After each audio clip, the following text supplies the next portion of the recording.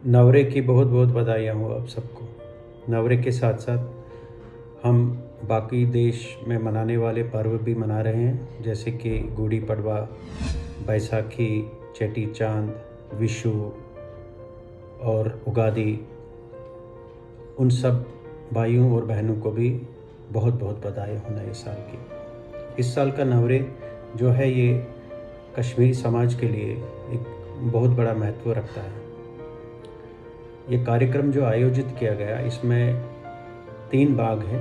पहला भाग है समर्पण, दूसरा भाग है संकल्प और तीसरा भाग है शौर्य। इन 3 विषयों के बारे में मैं मेरी खुद की पुष्टि में क्या करना चाहता हूँ वो मैं आपके सामने रखना चाहता हूँ। समर्पण का भाव कश्मीरी हिंदू समाज से बेहतर ज़्यादा कौन जान सकता है। पिछले 3 दशकों से पलायन किए हुए करीब 3 से 4 लाख लोग जो हैं वो देश के जाने माने शहरों में और विदेश के जाने माने शहरों में रह रहे हैं। और हमारा जो एक मुख्य मकसद था कि अपने आप को खड़ा करना, पलायन के पश्चात अपने आप को खड़ा करना एक बहुत बड़ा चैलेंज था। और आज हम देख रहे हैं कि दुनिया के किसी भी कोने में या भारत के किसी भी कोने में हमारा समाज अपने पैरों पे खड़ा है। हमने अपने समाज को खड़ा करने के लिए जो कार्य किए हैं वो देश के हित के कार्य हैं और हमारे समाज के हित के कार्य हैं। और इसको मैं समर्पण भाव बोलता हूँ। समर्पण भाव यानी सरेंडर। जो हमने अपने देश को खोया है, हमारी मातृभूमि को खोया है, तो उसके बावजूद भी हमारा समर्पण ऐसा है कि जो अभी दुनिया के सामने 30 साल के बाद भी आया है और हम इसको आगे भी करते रहेंगे। हमारा मुख्य मुद्दा ये होना चाहिए कि हम अपनी मातृभूमि का सम्मान, उसका जो खोया हुआ सम्मान है, उसको वापस लाने की कोशिश करें। उसके लिए जो आज के ये 3 विषय हैं, इनसे हमें बहुत प्रेरणा मिलती है। समर्पण मैंने आपको अभी बोला है कि कश्मीरी पंडित जो है या कश्मीरी हिंदू समाज जो है, उससे बड़ा समर्पण किसी ने नहीं किया है।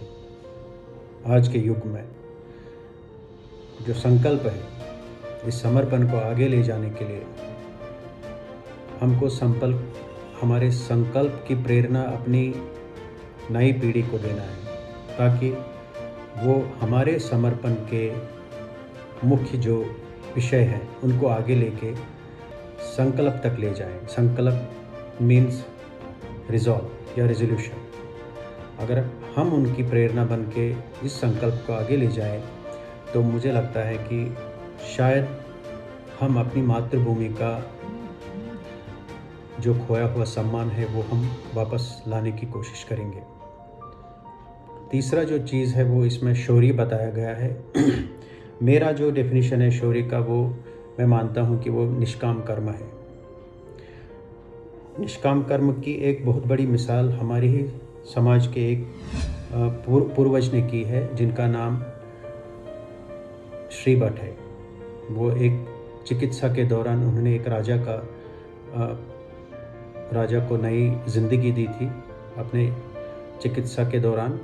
और जब राजा ने उनसे पूछा कि आप इसके बदले में क्या चाहेंगे, तो श्री भट्ट जी ने जवाब दिया कि मुझे मेरे खुद के लिए कुछ नहीं चाहिए, मुझे मेरे समाज के लिए उनकी वापसी और उनका संकल्प वापस आने का, मुझे उनके संकल्प के लिए काम करना है।